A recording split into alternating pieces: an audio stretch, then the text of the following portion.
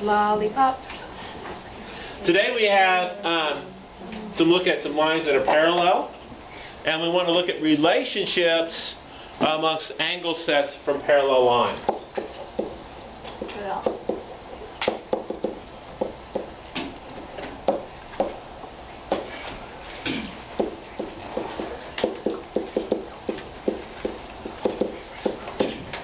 And so if we recall last time, we introduced 4 different kinds of angle relationships. Can you name one of those angle relationship types that we dealt with last time? One. I sharpened my pencil and the corresponding angles. Go ahead.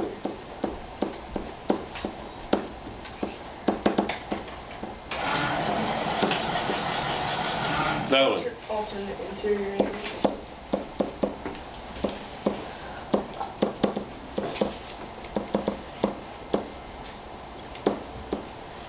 Another one. Alternate exterior angles.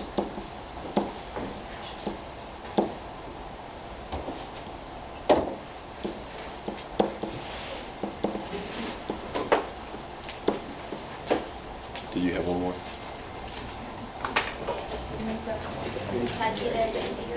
That was the last one. I thought you had it on the tip of your tongue.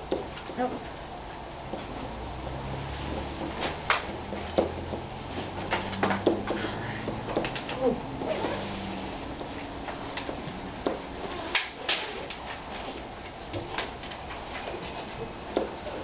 What? Oh, it's on the paper. Yes, it is. Okay, the first 3 in this list have relationships on these parallel lines that are pretty similar, and the last one is something a little different. So I'm glad we grouped them this way, whether it was because you read it down the paper, or whether it's you noticed some things. I know the top of the paper tells you some things. But before we get there, I want us to be able to look at what's going on with this stuff. So you'll notice the background today happens to be lined paper. And so from this lined paper, I'm going to go ahead and draw a couple of lines on here.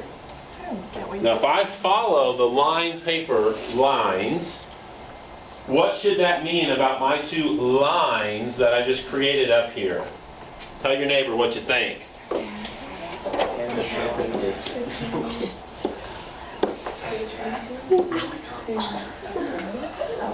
So what do you think, folks? Ow. I think. Ow. They're both parallel lines. Okay, and to help everybody out, when we talk about lines being parallel, can we describe what maybe is supposed to be happening with those lines that are parallel? What does it mean for them to be parallel? No matter how long they go, they will never meet. Okay, in our geometry, and this is very specific to the geometry we're talking about, parallel lines will not meet. There are other systems of geometry that we talk about in other geometry type classes where parallel lines might meet, which is a real interesting thing. And so some of these rules change, but the geometry that we're dealing with, the lines that are parallel don't meet. By the way, anybody have an Art 1 class? Have you guys done anything with perspective drawing yet? Okay, maybe you had art back in middle school and you might have talked about it. In perspective drawing, you'll notice that when you put a 3-dimensional object on a 2-dimensional page in perspective drawing, what happens to parallel lines in that perspective drawing?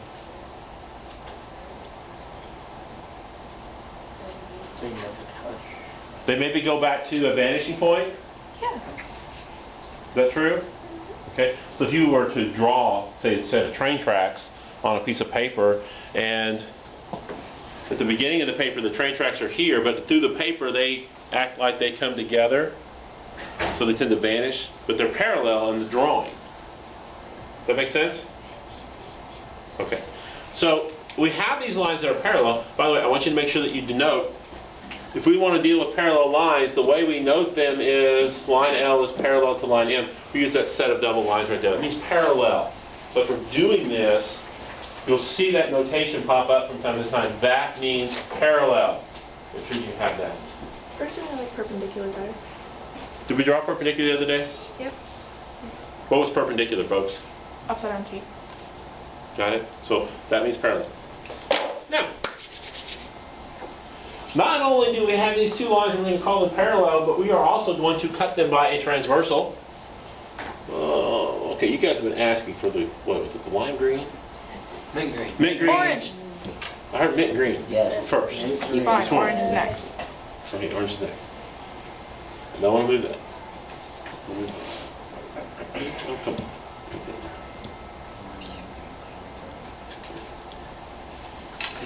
Okay.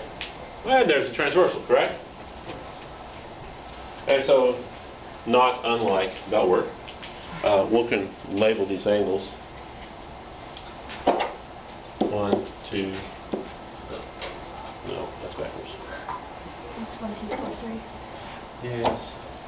3, 4, and then I want 5, 6, 7, 8. Does that match your paper? Yes. Because I don't want to mix these up. It'll be fiasco if we mix them up. And from bell work, we had something very similar to this. What did we begin to discover about things similar to, say, angle 2 up here? What did you notice from bell work?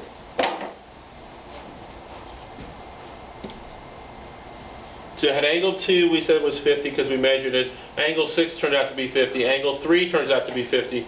And angle 7 turns out to be 50. Yes, ma'am. 2 and 3 are vertical angles. Yes, they are. Which would be 2 and 4 on the other one. Okay. So we had these angles here that were vertical. If you think about these relationships between these lines, we had the corresponding, we had the alternate interior, we had the alternate exterior, and we had consecutive interior. If we think about angle 2 and maybe angle 6, what kind of name would we give them based on that list of 4 things?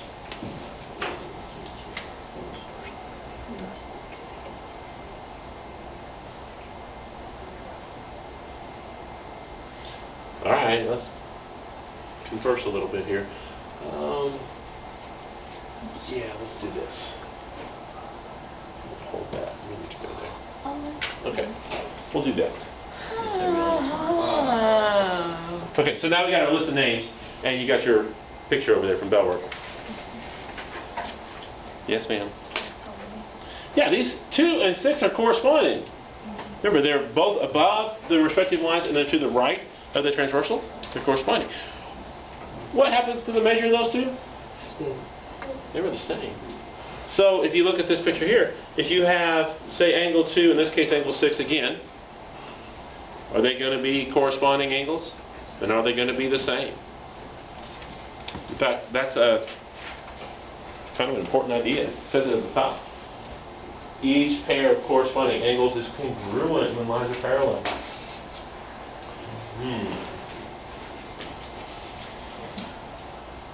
So should we identify the corresponding angles? We know 2 and 6. Is there a corresponding angle to 1? How many think yes? How many think no? Okay. How many aren't sure? If you think yes, find it. If you think no, then you're just kind of sitting there.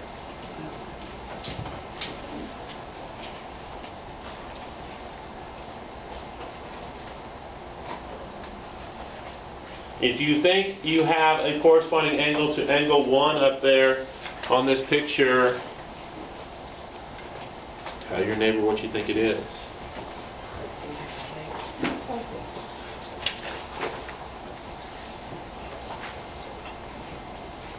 Okay, now my question. How many think yes, I found corresponding angles for number 1? How many think no, we did not? What is the corresponding angle to 1, folks? 5. 5. It's above, it's to the left. Questions about that? Do we have any more corresponding angles up here? How many think yes, we do? All right. What's another one? Chicken. 4 and 8. Do we agree? Jordan. 7 and 3. Do we agree? Mm-hmm. Anything else? Any other pairs? Charlie? 2 and 6. 2 and 6, yes. Do you have any others? Nope. So we're good. We've got all those pairs. You might need to make that notation. The pairs of corresponding angles, according to this picture, are, let's do this. You guys liked this thing a minute ago. Angle 2, angle 6, angle 1, and what was the other one? Angle 5. And then we had angle 4 and 8, and angle 3, and angle 7. So you have listed for you the different sets of corresponding angles. You need to make sure that you're doing that so you can pick them out. What's that pen called? That's clear as you can. That's a cool pen. Alright, alternate interior angles. See if we can make this go a little bit faster. What distinguishes alternate interior angles?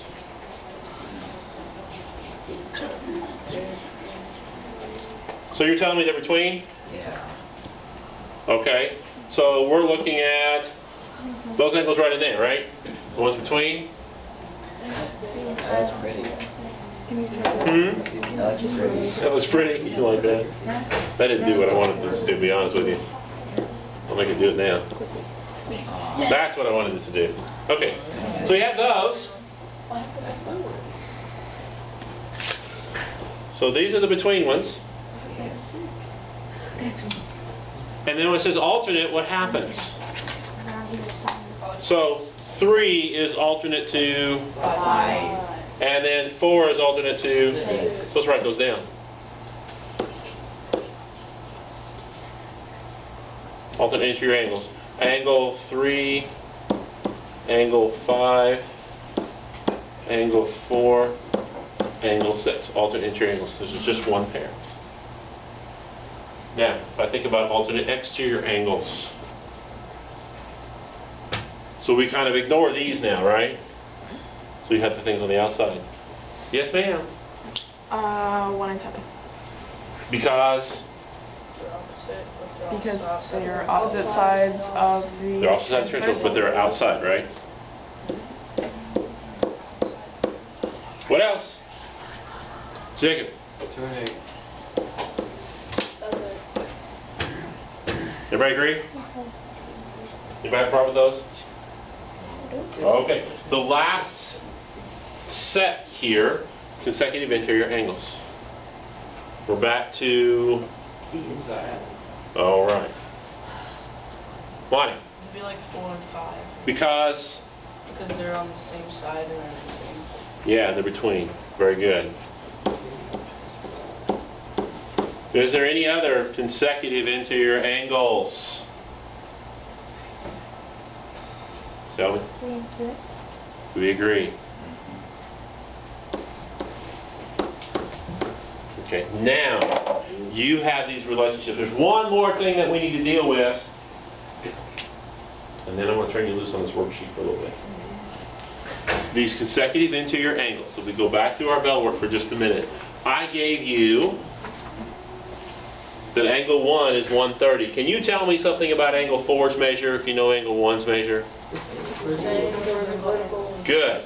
So if I know that this is also 130, and I know that this one right here as a consecutive interior angle is 50, what can you tell me about the sum of those two angles? You want to say that louder? 180. Yes, it is 180. Consecutive interior angles are supplementary. I think it should say that at the top of your paper, meaning they add to be 180.